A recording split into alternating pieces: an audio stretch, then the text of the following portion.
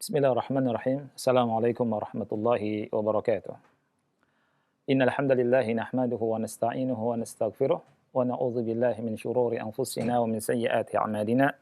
May yahdihillahu fala mudilla lahu wa may yudlil fala hadiya lahu. Asyhadu an la ilaha illallah wahdahu la syarika lahu wa asyhadu anna Muhammadan abduhu wa rasuluh. Ya ayyuhalladzina amanu taqullaha haqqa tuqatih wa la tamutunna illa wa antum muslimun.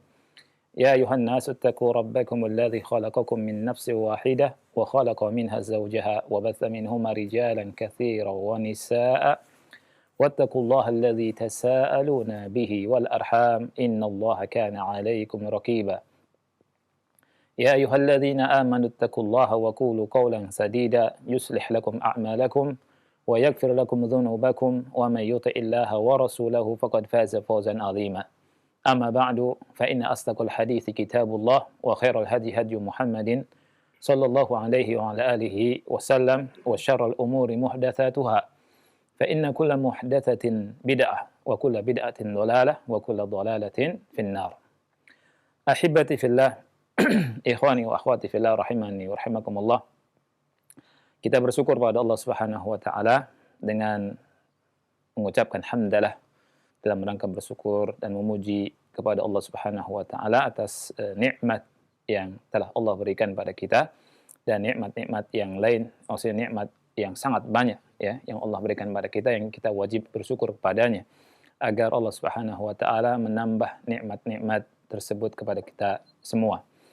Karena Allah Subhanahu wa taala berfirman, la in syakartum la azidannakum wa la in kafartum inna azabi lasyadid. Apabila kalian bersyukur, aku akan tambah. Dan apabila kalian kufur, maka sesungguhnya azabku sangat pedih.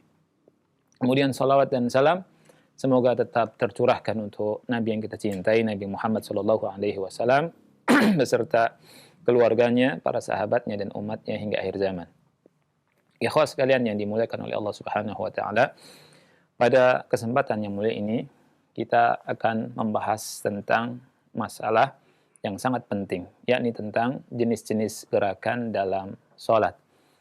Dan ini Anda sampaikan bahwa ketika saya bahas faedah yang ke-10 dalam pertemuan yang lalu, Anda berjanji akan bahas masalah ini. Yakni pas kita berbicara tentang masalah bolehnya banyak bergerak dalam sholat, yakni jawazu al-harakatil katsira fi shalah lid-darurah ya. Jadi faedah yang ke-10 kemarin ketika kita bahas tentang firman Allah Subhanahu wa taala surat Al-Baqarah ayat 239 disebutkan oleh Syekh Muhammad bin Shalih Al-Utsaimin rahimahullah tentang bolehnya bergerak ya, bolehnya banyak bergerak dalam salat lid-darurah karena darurat ya, karena darurat. Ini didasari dengan Allah Subhanahu wa taala berfirman ya dalam ayat ke-239 surah Al-Baqarah di mana Allah berfirman fa in khiftum farijalan aw rukbana ya fa in khiftum farijalan aw rukbana fa idza amintum fadhkurullaha kama 'allamakum ma lam takunu ta'lamun. Allah Subhanahu wa taala berfirman apabila kalian takut ya, dalam keadaan takut maka salatlah dalam keadaan berjalan, rijal ini jamak dari rajil, rijal jamak dari rajil artinya masyi ya. Orang yang salat ketika dalam keadaan takut boleh dia salat dalam keadaannya ya, boleh sambil berjalan. Dan orang yang berjalan tentunya dia melakukan gerakan yang banyak. Ya. Jadi orang yang berjalan tentunya melakukan gerakan yang banyak. Ini dalil tentang bolehnya melakukan banyak gerakan dalam sholat, tapi lid-darurah. Dalam keadaan darurat. Ya, dalam keadaan darurat artinya ada kebutuhannya dan darurat. Seperti dalam keadaan perang. Ya, dan seterusnya. Dan pada kesempatan yang mulia ini kita akan membahas tentang jenis-jenis gerakan dalam sholat. Ya. Tapi sebelumnya saya ingatkan kembali tentang dua ayat yang kita baca dalam pertemuan yang lalu, di mana kita bahas tentang perintah Allah Subhanahu wa taala kepada kita semua untuk menjaga salat-salat ya yang Allah Subhanahu wa taala wajibkan pada kita. Allah Subhanahu wa taala berfirman di surat Al-Baqarah 238, "Hafizu 'ala salawati was salatil wusta wa qumu lillahi qanitin." Hafizu 'ala salawati was salatil wusta. Jagalah atau peliharalah salat-salat ya wassalatil wusta, dan salat wusta. Maksud salat wusta adalah salat asar. Wa qumu lillahi qanitin, dan berdirilah ya untuk Allah Subhanahu wa taala dengan khusyuk, qanitin. Fa in khiftum farijalan aw rukbana, apabila kalian takut, maka salatlah dalam keadaan berjalan. Aw rukbana, atau dalam keadaan berkendaraan. Ya, kemudian Allah Subhanahu wa taala berfirman, "Fa idza amintum fadhkurullaha kama 'allamakum ma lam takunu ta'lamun." Apabila kalian sudah dalam keadaan aman, artinya merasa aman, maka fadhkurullaha, sebutlah Allah Subhanahu wa taala, maksudnya salatlah. Ya, salatlah seperti biasanya. Yani seperti dalam keadaan seperti dalam keadaan aman kembali. Ya. Fadhkurullaha kama 'allamakum, sebagaimana Allah ajarkan kepada kalian, ma lam takunu ta'lamun. Ma lam takunu ta'lamun, apa yang kalian sebelumnya tidak mengetahuinya. Nah, sekali lagi dalam faedah atau fikih yang disebutkan dalam pertemuan yang lalu, diambil dari ayat yang mulia ini hukum bolehnya bergerak dan banyak bergerak dalam solat, tetapi lid-darurah. Lid-darurah, yani ada darurat, ya, karena darurat. Nah, kalau misalkan ya orang bergerak dan banyak bergerak tapi tidak darurat, maka hukumnya apa? Hukumnya haram. Hukumnya haram dan bisa membatalkan salat. Ya, dan bisa membatalkan salat, dan ini jenis yang kelima yang insyaallah taala akan kita bahas. Ya. Anda akan bacakan perkataan beliau rahimahullahu taala tentang hal ini, tentang hukum bergerak dalam salat. Yani beliau sebutkan ada jenis-jenis gerakan dalam salat ketika beliau menjawab pertanyaan ya hukum siwak ketika salat. Hukum siwak di tengah-tengah salat. Hukum bersiwak di tengah-tengah salat. Ya, hukum bersiwak di tengah-tengah sholat, kata beliau, bisa hukumnya bid'ah, ya, bisa hukumnya makruh. Ya, bisa bid'ah, bisa makruh. Ketika seseorang sholat, kemudian di tengah-tengah sholat dia siwakan, ya, dia siwakan, dia meyakini bahwa ini merupakan bagian daripada ibadah, maka masuk ke dalam hukum ini, bid'ah. Tetapi kalau hanya sekedar siwakan, ini makruh, abad, karena dia bergerak ya dalam sholatnya yang mana tidak ada hajat di situ. Nah, setelah itu beliau berkata bahwa sholat, yani al-harakat fi sholat, yani hukmu al-harakat fi sholat, hukum bergerak dalam sholat, ulama mengatakan bahwa gerakan-gerakan dalam sholat itu terbagi menjadi 5 bagian. Terbagi menjadi 5 bagian. Ya. Yang pertama, harakatun wajibah. Harakatun wajibah. Gerakan yang wajib. Yang kedua, harakatun mustahabbah. Al-harakatul mustahabbah. Gerakan yang sunnah. Yang ketiga, al-harakatu al-mubahah. Gerakan yang mubah. Yang keempat, al-harakatul makruha, gerakan yang dihukumi makruh. Dan yang kelima adalah al-harakatu al-muharramah, gerakan yang haram, yang dihukumi haram. Baik, kita akan bahas satu persatu dari maksud gerakan tersebut. Nah, yang pertama ya, al-harakatu al-wajibah, gerakan yang wajib dalam salat. Nah, Apa yang dimaksud dengan gerakan yang wajib? Gerakan yang wajib ini, gerakan yang erat hubungannya terkait dengan apa? Dengan sah atau tidaknya sebuah salat. Ya. Yani fahiya allati tatawaqqafu 'alaiha sihhatus shalah. Keabsahan salat itu berdiri di atasnya. Ya. Jadi gerakan yang wajib ini adalah gerakan yang sangat terkait dengan keabsahan sebuah salat. Ya, maksudnya apa? Ai al-harakatul lati in fa'altaha sahhat salatuka wa illam taf'alha batalat. Maksudnya adalah gerakan yang apabila engkau melakukannya maka salatmu dikatakan sah. Ya. Dan apabila engkau tidak melakukannya maka salatnya batal. Salat engkau tidak sah alias batal. Ya. Jadi ini yang pertama, gerakan yang wajib. Sekali lagi, gerakan yang wajib ini sangat terkait ya, berhubungan dengan apa? Dengan sah atau tidaknya salat kita. Justru kalau kita bergerak ya, maka sah salat kita. Kalau kita tidak bergerak, maka tidak sah salat kita alias batal. Ya. Baik. Contohnya apa? Mithalu dzalik, beliau kasih contoh. Ada seseorang salat. Ya. Seseorang salat, kemudian dia ngelihat di gutrohnya ini yang dipakai oleh orang Arab di kepalanya ini, gutroh, ya. Atau saya kasih contoh peci lah, ya, peci yang dipakai oleh seseorang ketika salat, ya. Kita biasanya orang Indonesia pakai peci kan. Nah, pakai peci ketika salat.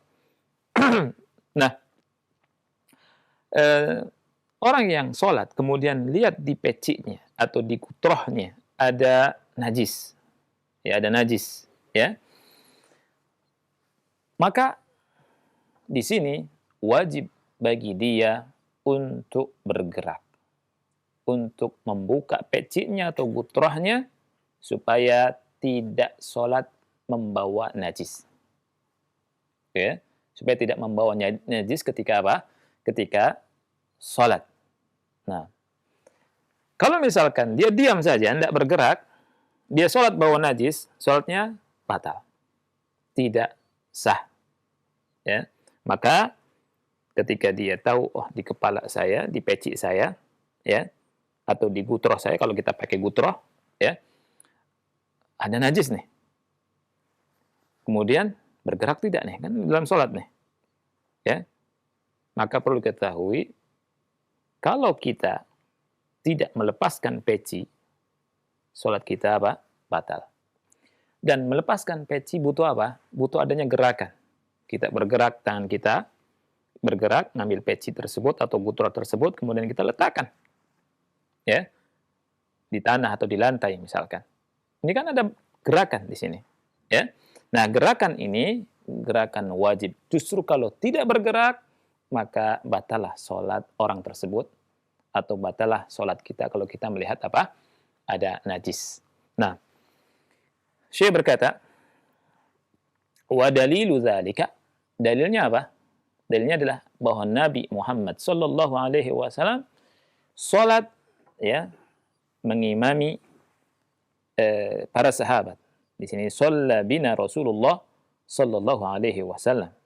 Ya, kata para sahabat, Rasulullah SAW mengimami kami, ya, pada suatu hari. Falamma kana fi ba'di salatihi khala'an 'alaihi. Ya, ketika di sebagian salat beliau sallallahu alaihi wasallam, di tengah-tengah salat beliau melepaskan dua sandalnya. Ya. Di sini dikeluarkan oleh Imam Ahmad, Abu Dawud, ya, dalam Kitabus Shalah bab shalah final. Ya. Rasulullah SAW melepaskan dua sandalnya. Fawada'ahuma an yasarihi. Dan Rasulullah SAW meletakkan dua sandalnya di sebelah kiri beliau sallallahu alaihi wasallam. Falamma ra'an nasu dzalika khala'u ni'alahum. Ketika para sahabat Rasul sallallahu alaihi wasallam ridwanullah alaihim ajma'in Melihat hal tersebut, maka mereka langsung melepaskan sandal-sandal mereka. Ya, falamma qada salatahu. Ketika Rasul sallallahu alaihi wasallam menyelesaikan salatnya, Rasul SAW berkata kepada para sahabat, "Ma balukum alqaitum ni'alakum?" Kenapa kalian yakni melepaskan sandal-sandal kalian? Kenapa kalian melepaskan sandal-sandal kalian? Kemudian para sahabat Rasulullah SAW menjawab, "Ra'ainaka alqaita na'laika fa alqaina ni'alana." Kata para sahabat, kami melihat engkau, wahai Rasul, kami melihat engkau, kau melepaskan dua sandal engkau. Fa alqaina ni'alana. Maka kami pun melepaskan sandal-sandal kami. Faqala Rasulullah sallallahu alaihi wasallam, maka Rasulullah sallallahu alaihi wasallam bersabda, ya, Rasul berkata, "Inna Jibrila atani." Sesungguhnya Jibril telah mendatangiku. Fa akhbarani anna fihi ma qatara. Dan Jibril menghabarkan kepadaku bahwa ada pada dua sandalku qatara, yakni kotoran yang najis, ya, atau adza. Ya, hadisnya sekali lagi diriwayatkan oleh Abu Dawud rahimahullah dalam sunannya. Nah, kita lihat Rasul kita Shallallahu Alaihi Wasallam melepaskan apa? Dua sandalnya. Dan para sahabat Rasul kita Shallallahu Alaihi Wasallam mengikuti Rasul Shallallahu Alaihi Wasallam ketika melihat Rasul Shallallahu Alaihi Wasallam melepaskan dua sandalnya. Mereka kira bahwa itu juga yang harus dilakukan di tengah sholat. Ketika Rasul melepaskan dua sandal, tanpa pikir panjang para sahabat Rasul kita SAW melepaskan sandal-sandal mereka. Ya. Dan Rasul SAW bertanya kepada para sahabat, kenapa kalian mengikuti, yakni melepaskan sandal-sandal kalian? Kemudian para sahabat Rasul SAW mengatakan, kami lihat engkau melepaskan dua sandal engkau, maka kami pun melepaskan sandal-sandal kami. Rasul SAW memberikan alasan kenapa Rasul melepaskan dua sandalnya. Rasul berkata, tadi ada Jibril datang kepadaku dan menghabarkan padaku bahwa dalam dua sandalku tadi ada najis. Nah, dari sini kita mengetahui Rasul SAW bergerak dalam sholat. Ya. Dan ini menunjukkan bahwa kalau kita tahu ada najis ya di sandal kita atau di peci kita atau di gutroh kita, nah maka kita lepaskan. Nah, sholat di atas sandal kalau misalkan yakni seperti di zaman Rasul Shallallahu Alaihi Wasallam, Rasul tidak di atas tanah sholatnya, ya. Atau kita misalkan sholat di lapangan ketika sholat Id, ya kita pakai sandal. Nah, karena takut ada yang bertanya, kok sholat pakai sandal di masjid, ya. Nah, ini jawabannya. Taib. Syahidnya tadi bahwa Rasul kita Shallallahu Alaihi Wasallam menghabarkan bahwa ada najis. Oleh karena itu, beliau Shallallahu Alaihi Wasallam melepaskan sandal beliau dan di sini ada gerakan, ya. Dan ini dalil bahwa gerakan yang dibolehkan dan gerakan yang wajib. Kalau tidak bergerak untuk melepaskan salah satu yang kita pakai dalam tubuh kita yang ada najis, maka justru sholat kita apa? Sholat kita batal. Wa kadzalika law kana al-insanu yusalli ila ghairi al-qiblah. Contoh yang lain, kata Syekh Muhammad bin Shalih Al-Utsaimin, begitu juga ketika seseorang sholat tidak menghadap ke arah kiblat. Ya. Misalkan ada seseorang yang berkata kepada orang yang sedang sholat, al-qiblatu ala yaminik. Kiblatnya di sebelah kananmu. Ya. Dia salah dalam menghadap ke kiblat. Fahuna yajibu alaihi an yanharifa ila jihatil kiblah. Maka yang sholat tadi dalam keadaan seperti ini, kondisi seperti ini wajib untuk bergerak tentunya, ya. Menyerong menghadap ke kiblat. Wa hadhihi al-harakah wajibah. Gerakan ini wajib. Ya, li'annahu law baqiya ala mastaqbalahu awwalan la batalat salatuhu. Karena apa? Karena kalau dia tetap menghadap kepada arah selain kiblat, maka sholatnya apa? Sholatnya batil. Sholatnya batal. Dalilnya apa? Dalilnya adalah hadis yang diriwayatkan oleh Abdullah bin Umar radhiyallahu anhuma, di mana beliau berkata, "Bainan nasu bi Quba'in fi sholati subuh."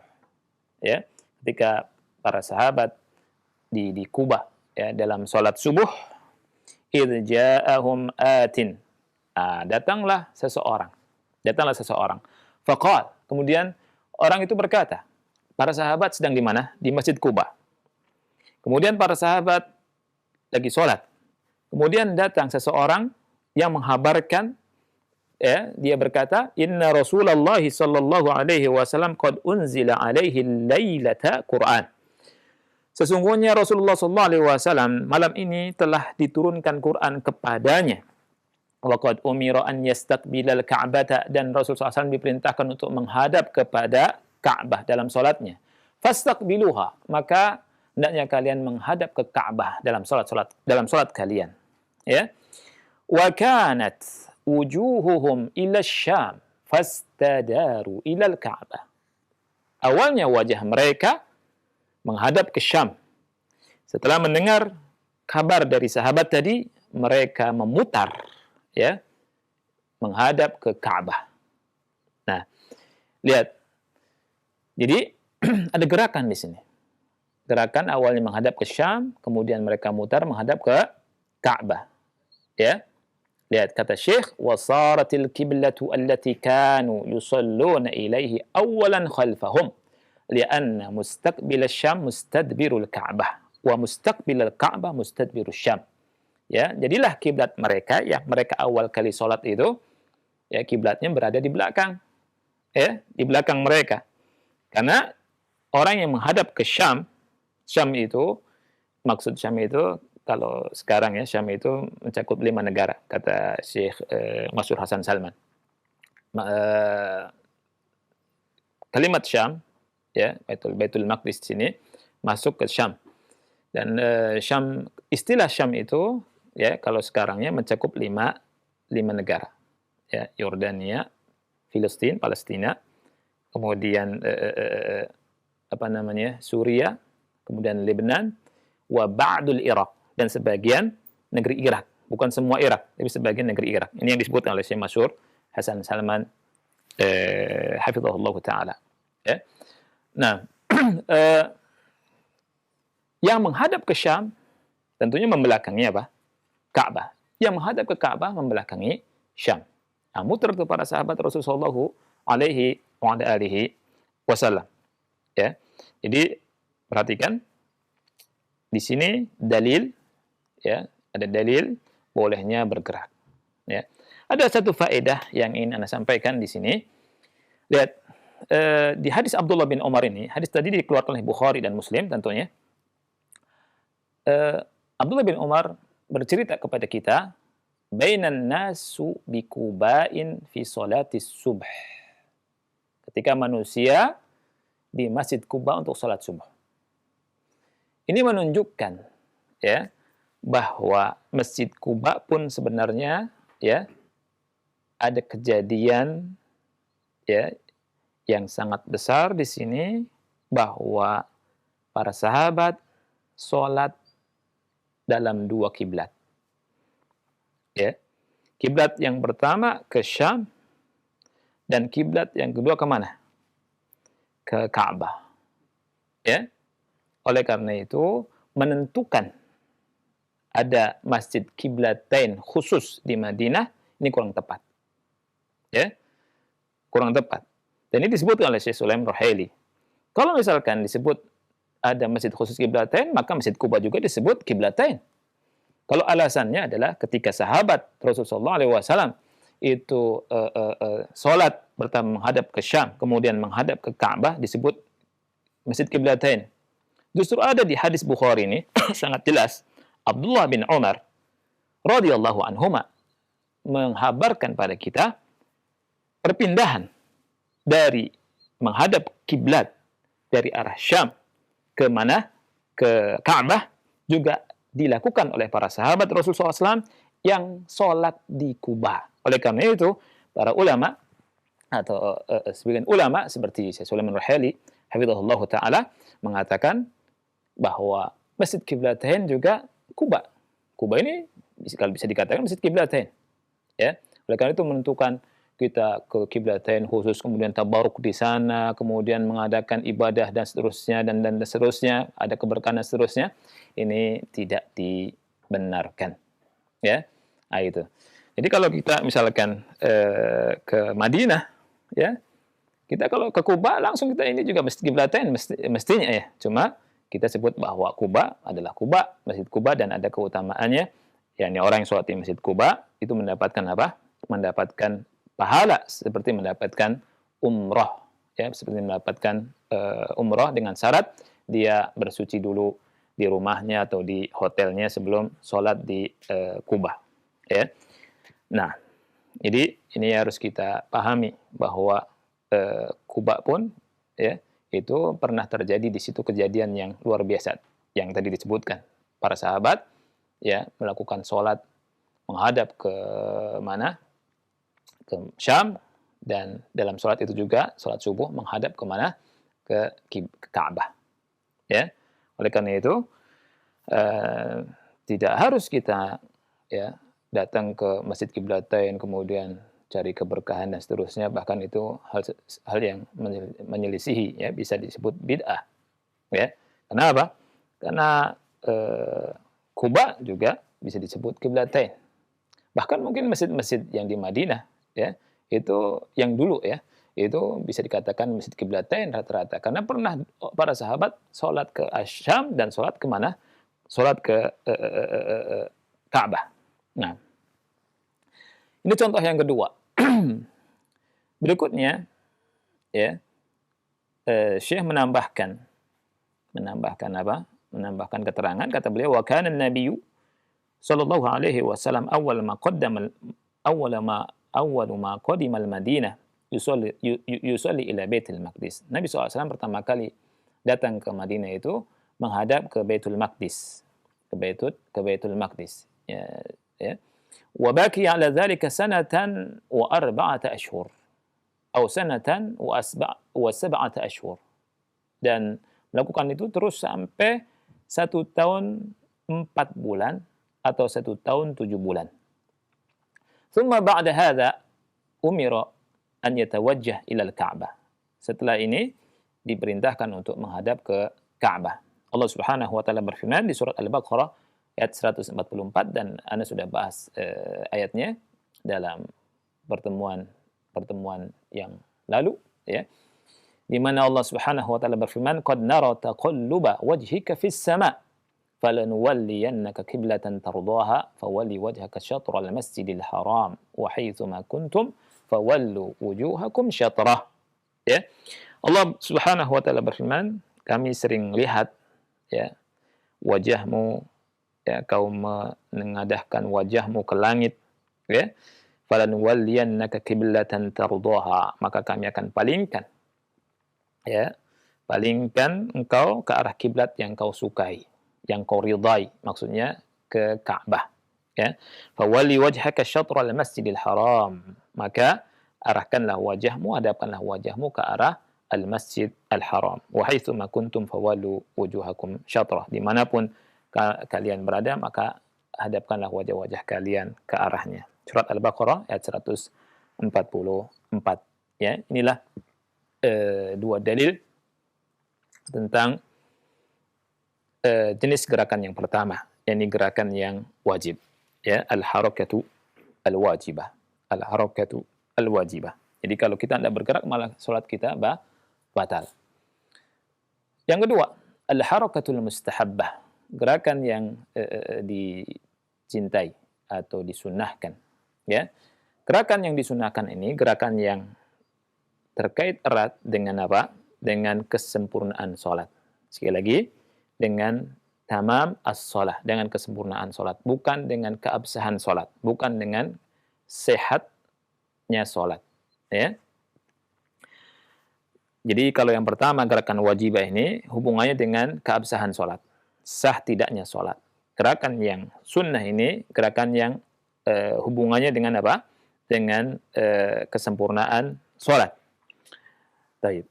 Wa min dzalika, di antara hal tersebut adalah fiilnya Nabi Muhammad sallallahu alaihi wasallam. Apa yang dilakukan oleh Nabi Muhammad sallallahu alaihi wasallam kepada Ibnu Abbas radhiyallahu anhuma, ya. Fa innahu radhiyallahu anhuma min hirsihi 'ala al-ilmi bata dzata lailatin 'inda khalatihi Maimunata ummil mu'minina zawjin nabiyyi sallallahu alaihi wasallam. فلما قام النبي صلى الله عليه وسلم يصلي من الليل قام ابن عباس رضي الله عنهما فوقف عن يساره فأخذ النبي صلى الله عليه وسلم برأسه من ورائه فجعله عن يمينه. Hadis ini dikeluarkan oleh Bukhari, ya. Hadis ini dikeluarkan oleh Bukhari. Ya, ini dalilnya, gerakan yang disunahkan. Ya, gerakan yang disunahkan. Jadi Nabi Shallallahu Alaihi Wasallam pernah melakukan gerakan, ya, telah melakukan gerakan bergerak, ya, gerakannya kepada Ibnu Abbas. Ibnu Abbas ini karena hirsnya, yakni semangatnya beliau radhiyallahu anhuma. Jadi beliau punya antusias untuk mendapatkan ilmu, ya, dari Nabi Muhammad sallallahu alaihi wasallam. Suatu malam beliau menginap di rumah bibinya yang bernama Maimunah, Ummul Mukminin. Beliau adalah salah satu dari istri Nabi Muhammad sallallahu alaihi wasallam. Ketika Nabi Muhammad sallallahu alaihi wasallam salat malam, berdiri sholat malam, ya, Ibnu Abbas radhiyallahu anhuma ikut menjadi makmum, ya, ikut menjadi makmum beliau. Kemudian beliau berdiri di sebelah kiri Rasulullah sallallahu alaihi wasallam. Ini Rasul, kemudian beliau berdiri di sebelah kirinya, ya. Apa yang dilakukan oleh Nabi? Fa akhadha an-nabiyyu sallallahu alaihi wasallam bi ra'sihi. Maka Nabi sallallahu alaihi wasallam memegang kepalanya dan Rasul Shallallahu Alaihi Wasallam, ya, memegang kepalanya dari belakang. Kemudian Rasul Shallallahu Alaihi Wasallam menjadikan Ibnu Abbas di posisi sebelah kanan beliau, ya, di sebelah kanan beliau, ya. Nah, jadi Rasul SAW memegang kepalanya kemudian memutar Ibnu Abbas untuk sholat di samping kanan Rasul Shallallahu Alaihi Wasallam. Nah, ini gerakan dari Nabi Shallallahu Alaihi Wasallam dan dari Ibnu Abbas. Dan gerakan ini untuk menyempurnakan sholat. Karena apa? Karena kalau makmum itu satu, ya, sunnahnya adalah berdiri di sebelah kanan imam, sejajar, ya, di sebelah kanan imam, tidak mundur sedikit. Tidak, ada sebagian kita yang di belakang mundur sedikit. Tidak, sejajar dengan imam di sebelah kanan imam. Ya, nah ketika Ibnu Abbas sholat di samping kiri Rasul Shallallahu Alaihi Wasallam dan makmum sendiri, Rasul memutarkan beliau, menggerakkan beliau, dan Rasul pun bergerak memindahkan beliau, menjadikan beliau posisinya di sebelah kanan. Ya, nah ini. Wa kadzalika, contoh yang lain, wa kadzalika law kana al-musalli yusalli fi as-saffi fara'a furjatan fi as-saffi alladhi amamah فإنه يستحب له أن يتقدم إلى هذه الفرجة. Ya. Begitu juga seandainya orang yang dia sholat di shaf, ini bermakmum, ya. Kemudian dia melihat ada celah di shaf yang dia lihat di depannya, ada kosong, ya. Maka disunnahkan baginya untuk maju ke celah tersebut, menutup tempat yang kosong tersebut, ya. Li'anna dzalika min tamamis shalah. Karena hal itu termasuk kesempurnaan salat, ya.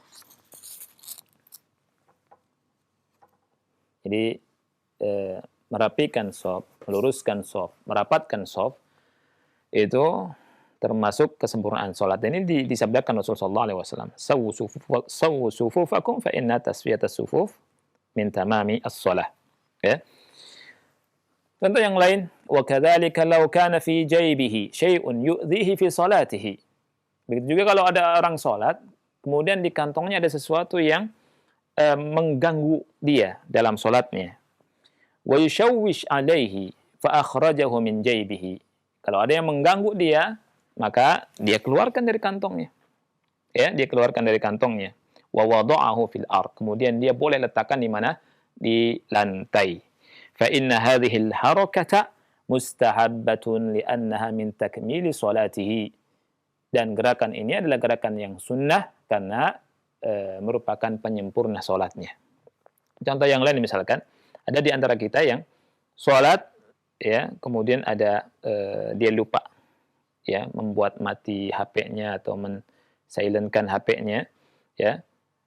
Dia pas lagi sholat ada bunyi, ya, bunyi HP-nya ada yang nelpon. Apa yang dilakukan? Apakah diam atau dia matikan itu HP? Ya, jawabannya adalah matikan HP itu. Ya, dan ini gerakan yang mustahabbah. Gerakan yang mustahabbah. Apalagi kalau naudzubillah ada sebagian dari kita kaum muslimin, ya, ini juga harus diperhatikan, ya.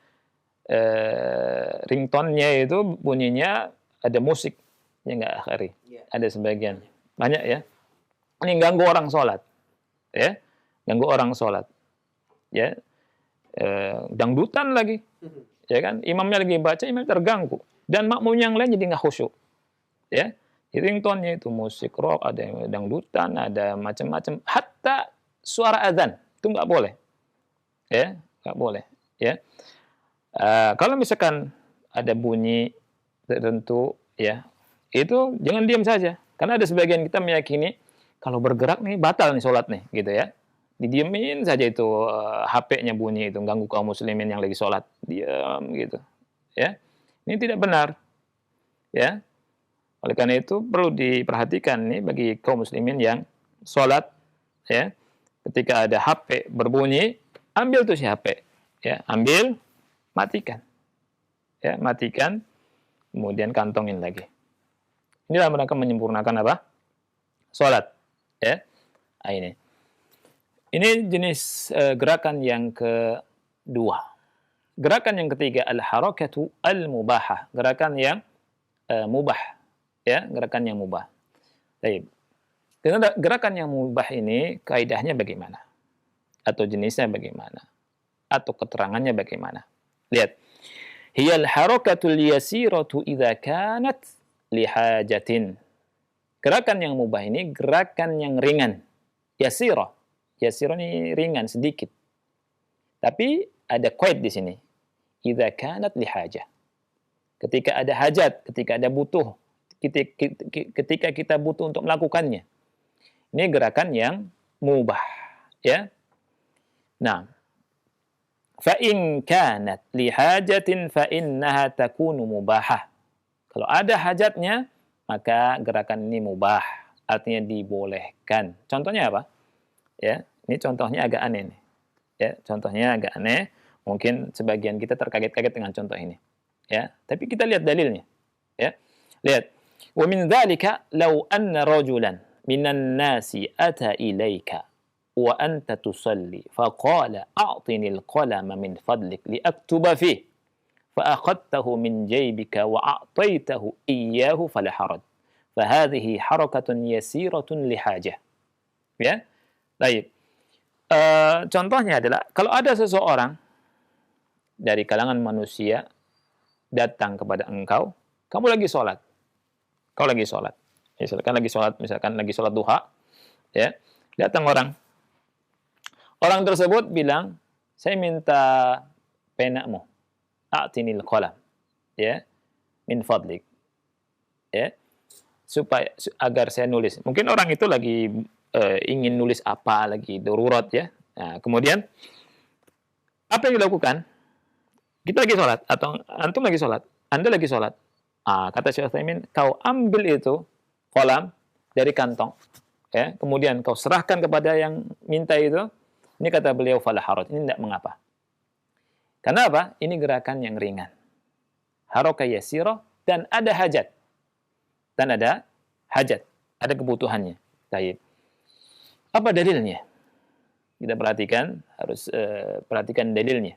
Ya. Ada nggak dalilnya?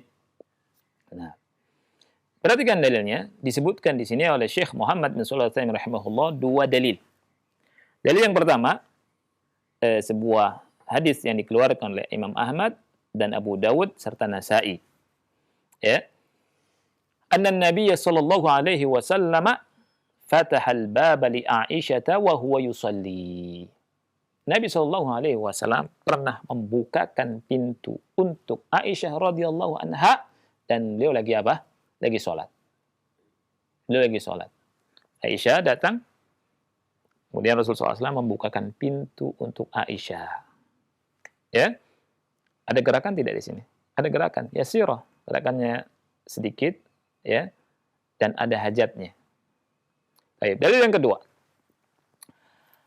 Dalil yang kedua dikeluarkan oleh Bukhari dan Muslim. Ya. Annahu sallallahu alaihi wasallam kana yusalli bin nasi wa huwa yahmilu Umamah binta Zainab. Nabi sallallahu alaihi wasallam pernah salat mengimami manusia dan beliau menggendong Umamah binti Zainab. Ya. Artinya kalau bahasa Jawa ngemban, ya. Ya. Beliau membawa Umamah bintu Zainab. Umamah bintu Zainab binti Rasulillah sallallahu alaihi wasallam. Jadi cucunya beliau. Umamah cucunya beliau. Rasul SAW lagi sholat, Rasul menggendong cucunya. Ya.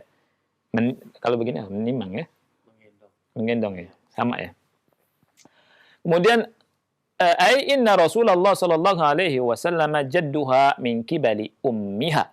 Jadi Rasul sallallahu alaihi wasallam adalah kakek dari Umamah dari ibunya, ya. Fakana yahmiluha wa huwa yusalli bin nas, dan Rasul sallallahu alaihi wasallam menggendongnya ketika Rasul sallallahu alaihi wasallam mengimami para sahabat. Fa idza qama hamalaha wa idza sajada wada'aha 'alal ardi. Apabila Rasul bangkit berdiri, Rasul sallallahu alaihi wasallam menggendongnya, dan apabila Rasul sallallahu alaihi wasallam sujud, Rasul sallallahu alaihi wasallam meletakkan Umamah di atas lantai. Ya, ini ada gerakan, ya, tapi yasirah, dan ada hajat, dan ini boleh, ya, ada hajat dan ini boleh. Jadi gerakan yang yasirah ada hajat. Contoh yang lain, kalau misalnya ada nyamuk, ya, ada nyamuk, kemudian kita lagi sholat, ada hajat tidak di sini? Ada hajat, ya, gatel kan, gatel kita garuk. Ya, jangan diam saja. Oh, tahan gitu, ya, karena gerakan nanti batal sholatnya, gitu, ya. Nggak apa-apa, digaruk. Ya. Nah, karena ada pendapat yang mengatakan kalau gerakan lebih dari 3 kali batal. Pun itu saya pernah belajar soalnya, itu ada perbedaan, ada kriterianya, ada caranya. Jadi gerakannya begini. Jadi kalau supaya tidak 3 kali gerakan itu, ya, misalkan gatel nih di pipi misalkan, ya, kita lagi sholat, kemudian kita gerak 1, 2, gitu, 1, gitu, ini harus ditempelkan begini, kemudian harus begini, cara ngukurnya, garuknya. Loh, ini gerakan berapa ini? Kan gitu, berkali-kali kan? Apa bedanya dengan begini-begini, ya kan? Nah, ini tentunya hal yang harus dibahas lagi, ya. Nah, dan tentunya kita beribadah harus dibangun di atas dalil, ya, dari Al-Quran dan Sunnah Rasulullah Sallallahu Alaihi Wasallam. Nah, ini gerakan yang apa? Gerakan yang mubah, gerakan yang ketiga. Gerakan yang keempat, jenis gerakan yang keempat, al-harakatu al-makruha. Al-harakatu al-makruha, gerakan yang makruh. Ya, gerakan yang makruh. Nah, gerakan yang dihukumi makruh, bagaimana keterangannya? Apakah itu? Ya, perhatikan. Hiya al-harakatu al-yasiratu idza lam yakun laha hajah. Dia adalah gerakan yang ringan apabila tidak ada hajat. Apabila tidak ada hajat untuk melakukannya. Sama seperti gerakan yang mubah, ya. Tapi bedanya, kalau yang mubah ada hajat, kalau yang makruh tidak ada hajat, ya. Gerakan yang ringan ada hajatnya, ini mubah, boleh. Gerakan yang ringan tidak ada hajat, maka hukumnya makruh. Tapi belum membatalkan sholat, ya. Contohnya, kama yaf'aluhu katsirun minan nas. Sebagaimana yang dilakukan oleh banyak manusia. Fatajiduhu yukhrijus sa'ata yanzuru ilaiha biduni hajah. Ya, kau lihat orang tersebut, seseorang mengeluarkan jam, kemudian melihat jam tanpa ada hajat. Misalkan jamnya dikantongin, kemudian dibuka, dilihat. Nah, masukin lagi. Ini tanpa hajat. Ini makruh. Ngapain dia ngeliat jam? Kan gitu. Wa yukhrijul qalama min jaybihi biduni hajah. Mengeluarkan pena dari kantongnya tanpa ada hajat. Ya. Wa yu'addilu wad'as sa'a fi yadayhi biduni hajah. Atau memperbaiki letak jam pada tangannya tanpa ada kebutuhan. Misalnya gini, jamnya mengsol begini ya. Lagi sholat, gini. Nah, begitu. Ya. Tanpa ada hajat. Ya. Ini muskilah. Wa rubbama yatajarra'u ala a'dham min hadha, ala a'dhama min hadha. Wa rubbama yakunu qad nasiya syai'an fa dzakarahu wa huwa yusalli fa akhrajal qalama wa kataba ma nasiya. Dan terkadang ada orang yang lebih berani dari ini. Ini lebih ngaco, bukan lebih berani, lebih ngaco ya orang ini. Ya. Dia lupa sesuatu, kemudian pas di sholat ingat sesuatu itu. Dia keluarkan kolam, dia tulis kemudian masukkan lagi. Ini ngawur ya, orang ini ngawur. Nah, imma bi rahatihi aw imma bi waraqatin yukhrijuha min jaybihi. Kullu hadha makruh. Semua yang disebut tadi apa? Makruh, ya. Li'annahu 'abathun la yahtaju ilaihi al-insan wa la tata'allaqu bihi maslahatus shalah. Kenapa? Karena ini abath, main-main. Manusia enggak butuh pada hal ini, tentang hal apa yang dia lakukan ini enggak butuh ya sama dia, kemudian dia bergerak. Kemudian tidak berhubungan dengan maslahat salatnya. Ya. Oleh karena itu, kadang orang nih ya salat kemudian dia keluarkan HP ya. Kemudian dia baca. Nah, kemudian main-main HP kayak gini. Ini enggak benar. Ya, ini enggak benar. Perhatikan, ini tidak dibenarkan. Ya. Ada sebagian orang melakukannya, bahkan di medsos ada tuh yang melakukannya. Ya, Anda sudah bahas bahwa ketika kita jadi imam, faqra'u ma tayassara minal Qur'an. Baca yang mudah dari Al-Qur'an. Baca yang mudah dari apa? Al-Qur'an. Ya. Jadi hafalan kita yang mudah, baca, kita nikmati ketika kita sholat. Kalau tidak hafal, ya yang mudah-mudah saja yang hafal kita. Ada sebagian kita dikeluarkan tuh HP, dia baca lewat HP. Ya. Kemudian dia putar-putar tanya gini, kemudian ada abasnya macam-macam dan seterusnya. Ya, walaupun gerakannya ringan dan belum membatalkan sholat, tapi ini main-main, abas. Ya. Bahkan lebih parah lagi, dihubung-hubungkan dengan dakwah sunnah. Lihat dai sunnah, imam orang yang mengajarkan sunnah, ya. Lihat tuh, sholatnya wahabi atau begitu tuh. Ya, sholatnya nggak karuan. Begitu. Yang rusak apa? Yang rusak jadi dakwah kan. Karena nggak pakai ilmu. Ya. Nah, kemudian berikutnya, yang kelima adalah al-harakatu al-muharramah. Gerakan yang apa? Gerakan yang diharamkan. Gerakan yang diharamkan. Ini jenis yang kelima. Gerakan yang diharamkan. Baik. Gerakan yang diharamkan itu gerakan yang bagaimana? Ya. Kita perhatikan. Gerakan yang diharamkan kata beliau, kullu harakatin katsiratin mutawaliyatin li ghairi darurah. Ya. Setiap gerakan ya yang banyak, yang terus-menerus berkesinambungan, ya dilakukannya terus, ya mutawaliyah li ghairi darurah, tanpa darurah. Tanpa adanya darurah. Dalam keadaan yang bukan darurat. Bukan darurat. Ya. Ini gerakan yang haram. Ya. Contohnya apa? Misal an yataharrakal insanu harakatin katsiratan. Ya. Fi halil qiyami wa fi halil qu'udi wa tatawala hadhihi al harakatu biduni darurah.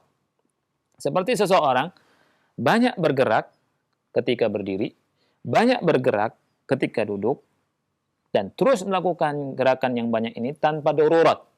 Ya, kata Syekh, fa innaha muharramatun wa tabtulus shalah. Ini gerakan haram dan membatalkan solatnya. Jadi solatnya batal. Ya.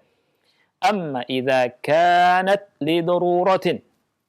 Adapun kalau darurah, kalau darurat, kama law hajamahu asadun, seperti lagi solat diserang singa, singa nyeruduk, kan gitu, ada singa. Misalkan solatnya di mana? Misalnya di hutan misalnya. Au hajamathu hayyatun, atau diserang oleh ular misalkan, ya. Fa'amila amalan katsiran limudafa'atiha. Kemudian dia banyak bergerak untuk apa? Untuk mencegahnya. Ya, untuk mencegah dari serangan itu. Fa inna dzalika la yadurruh. Maka hal itu tidak mengapa, tidak memudaratkannya. Dasarnya apa? Dasarnya surat Al-Baqarah ayat 239 yang tadi kita baca di awal. Allah Subhanahu wa taala berfirman, "Fa in khiftum farijalan aw rukbana fa idza amintum fadhkurullaha kama 'allamakum ma lam takunu ta'lamun." Apabila kalian takut dalam salat kalian, farijalan, maka boleh salat dalam keadaan berjalan atau dalam keadaan berkendaraan. Fa idza amintum, apabila kalian sudah merasa aman, fadhkurullaha, maka sebutlah Allah Subhanahu wa taala. Maksudnya salatlah, ya. Kama 'allamakum ma lam takunu ta'lamun. Sebagaimana Allah mengajari kalian apa yang kalian tidak ketahui sebelumnya. Wallahu a'lam bi-ashshab. Inilah 5 gerakan dalam salat, mudah-mudahan bermanfaat untuk kita semua. Nah, Wafiq barakallah. Ikhwatul Islam, kami berikan kesempatan di sesi kedua ini, silahkan untuk Anda yang bertanya. Pertanyaan pertama kami bacakan dari pesan singkat terlebih dahulu, Ustaz. Iya. Dari Abdullah di Cilengsi yang bertanya, Ustadz, ada beberapa kaum muslimin ketika sholat dia mengajak balitanya dengan dalih ya mengajari anak tentang sholat. Akan tapi ketika sholat berjamaah, berjalannya waktu sholat itu, anak tersebut lari-lari, kemudian dia nangis, teriak-teriak, sehingga kita yang di sampingnya pun gemes gitu, Ustaz. Mau diapain ini? Tetap mengganggu, tapi bapaknya diam saja. Bagaimana? Apakah gerakan apa yang dibolehkan orang tuanya atau kita sendiri untuk mencegah agar tidak konsentrasi tersebut? Iya. Iya. Ini kesalahan orang tuanya, ya. Ketika orang tua membawa anak-anak yang anak-anak itu belum ngerti, ya, nggak mau diam, kesana kemari, maka dia harus bertanggung jawab untuk menjaga anak tersebut. Jangan sampai anak tersebut lari kesana kemari mengganggu orang sholat.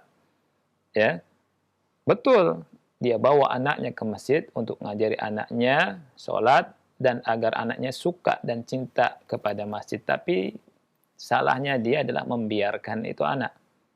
Ya.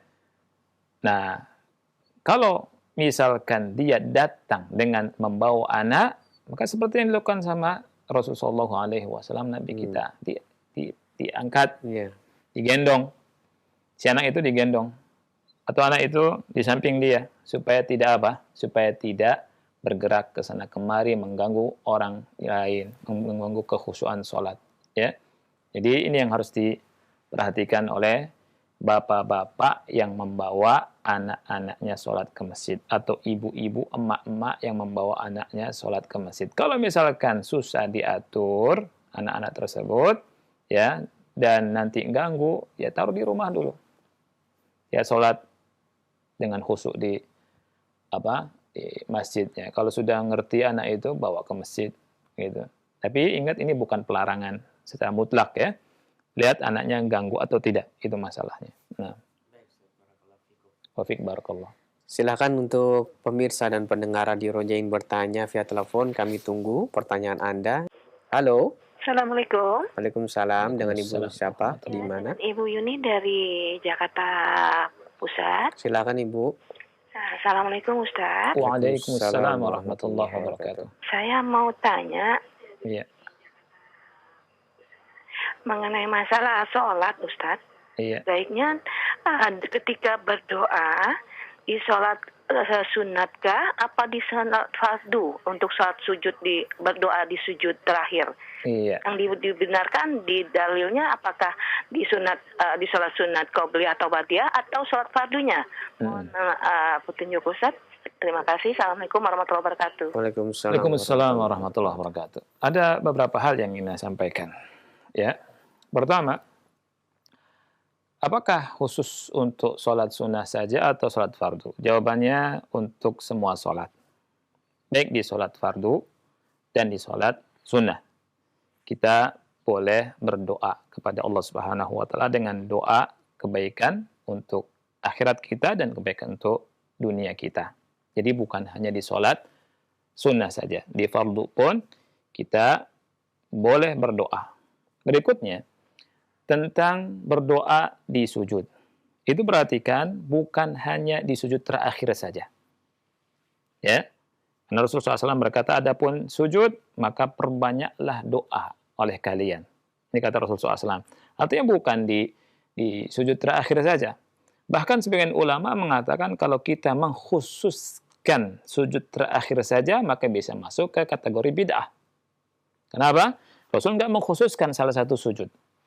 Ya, di sujud manapun kita sujud perbanyak doa. Ya, apakah sujud terakhir atau sebelumnya? Ya, tidak kita khususkan di sujud terakhir. Kita perbanyak doa. Ya, makanya yang aneh sebagian imam ketika sujud terakhir lama sekali. Ini karena mungkin meyakini keyakinan seperti ini. Padahal tidak ada keterangan harus di sujud terakhir. Ya. Jadi di sujud manapun ketika sholat, maka dianjurkan kita perbanyak doa di situ. Ya. Jadi sekali lagi bukan di sujud terakhir saja. Dan berikutnya yang ketiga, doa bukan hanya di sujud. Ada beberapa tempat yang kita juga boleh berdoa. Di antaranya adalah ketika tasyahud akhir sebelum salam. Ketika tasyahud akhir sebelum salam. Ya, itu juga kita boleh berdoa, minta kebaikan dunia dan akhirat kita. Sebagaimana Abu Bakar Siddiq pernah bertanya kepada Rasulullah SAW tentang doa yang dia bacakan sebelum salam. Ya, doa minta ampun kepada Allah Subhanahu Wa Taala. Kemudian keterangannya kata Syekh bin Baz dan Syekh Utsaimin rahimahullah, setelah itu boleh kita berdoa minta kebaikan apa saja, kebaikan dunia kita, apa minta sama Allah Subhanahu wa taala. Dan berikutnya perlu diketahui oleh kaum muslimin bahwa ketika kita berdoa, kita punya hajat, ya, kita lakukan ketika kita memang dalam sholat, ya. Karena sedang bermunajat sama Allah Subhanahu wa taala, sedang hubungan sama Allah Subhanahu wa taala. Jangan kita ingin selesai dari sholat kemudian berdoa. Ini fikih orang tersebut kurang. Ya, dan ini disebut oleh ulama. Justru ketika kita sedang sholat, kita berlama-lama sholatnya, sujud kita atau tasyahud akhir, itu kesempatan kita minta kepada Allah Subhanahu wa taala hajat kita. Hajat akhirat kita dan hajat dunia kita. Ya, merupakan kekeliruan kita cepat-cepat sholat selesai, kemudian habis salam, kemudian kita berdoa.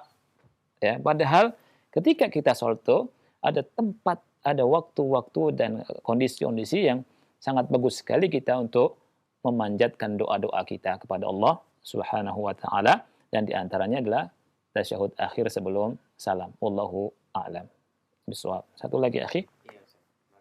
Wafiq barakallah. Berikutnya akan berikan kesempatan kembali, silahkan. Halo. Halo. Iya. Halo.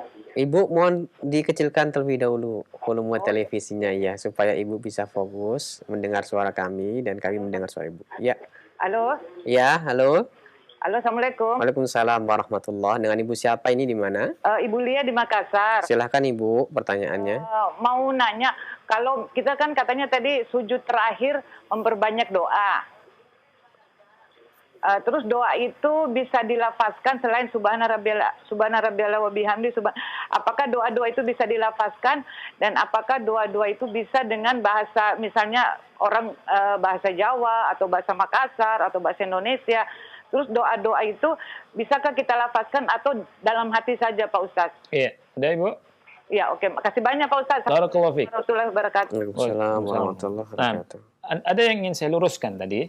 Yang pertama, Ibu mengucapkan tadi di sujud terakhir perbanyak doa. Mungkin salah dengar kali ya. Penjelasan saya adalah ya, tidak kita khususkan di sujud terakhir. Tidak kita khususkan di sujud terakhir. Bahkan kalau kita khususkan di sujud terakhir bisa masuk ke dalam kategori bid'ah. Ya. Karena Rasulullah SAW mengumumkan secara mutlak. Ya. Mengumumkan, memutlakkan maksudnya ya. Artinya ketika sujud perbanyak doa. Apakah sujud terakhir atau bukan terakhir? Ini yang perlu diperhatikan oleh kita semua. Yang kedua, ya, tentang masalah apakah boleh ya mengucapkan dengan selain bahasa Arab, tentunya ini yang kedua nih, poin yang kedua nih. Jawabannya ada khilaf, ada perbedaan pendapat antara ulama, tetapi pendapat yang saya pilih ya, itu boleh dengan bahasa selain bahasa Arab. Ya, dan ini yang difatwakan oleh Syekh Muhammad bin Shalih Al-Utsaimin rahimahullahu taala. Bahkan ketika beliau ditanya tentang gimana dengan bahasa Inggris, ya, seingat ana, itu beliau boleh ya dengan bahasa Inggris. Yang tidak boleh kan kita berbicara dengan selain bacaan sholat, di sholat. Ya. Boleh tidak kita misalkan ngomong dengan selain bahasa Arab ketika sholat? Boleh tidak? Boleh tidak kita berbicara dengan bahasa Arab, maaf, ketika kita sholat? Jawabannya nggak boleh. Ya kan? Jawabannya nggak boleh. Sholat itu aqwalun wa af'al kan? Zikir-zikir dan perbuatan. Yang sudah dicontoh sama Rasulullah SAW. Dari takbir sampai salam. Kita nggak boleh ngomong, kita nggak boleh yang di luar sholat itu. Kalau berdoa, dibolehkan. Baik. Kalau dibolehkan dengan bahasa Arab, tentunya boleh juga dengan bahasa Indonesia. Ya kan? Karena yang mengkhususkan dengan bahasa Arab itu dalilnya mana? Ya kan? Nah, itu. Dan ini fatwa dari Syekh Muhammad bin Shalih Al-Utsaimin rahimahullahu ta'ala. Jadi, boleh dengan selain bahasa Arab. Ya, dengan bahasa Arab. Tentunya yang ketiga, diucapkan di dalam hati. Ya, jawabannya adalah doa itu diucapkan, bukan di dalam hati. Ya, diucapkan dengan sir, dengan pelan, tidak dengan suara yang tinggi, tidak dengan suara yang keras. Sekali lagi, memang ada ikhtilafan ulama di masalah ini. Wallahu a'lam bishawab. Ini saja yang bisa kami sampaikan. Mudah-mudahan bermanfaat. Dan saya akhiri. Subhanakallahumma bihamdika. Asyhadu an la ilaha illa anta.